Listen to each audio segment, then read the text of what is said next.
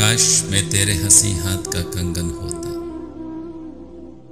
तू बड़े प्यार से चाँव से बड़े मान के साथ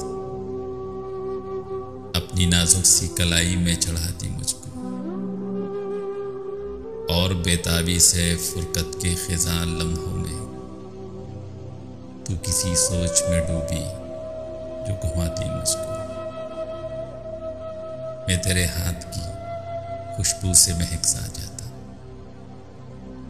जब कभी मूड में आकर मुझे छुमा करती। तेरे होंठों की मैं हिद्दत से दहक सा जाता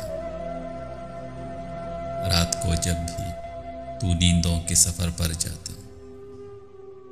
मरमरी हाथ का एक तकिया बनाया करती।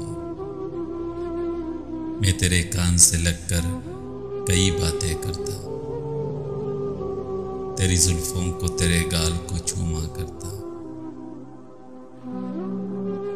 जब भी तू बंद क़बा खोलने लगती जाना, अपनी आंखों को तेरे हुस्न से खीरा करता। मुझको बेताब सा रखता तेरी चाहत का नशा। मैं तेरी रूह के गुलशन में महकता रहता। मैं तेरे जिस्म के आंगन में कनकता होता। कुछ नहीं तो यही बेनाम सा बंधन होता।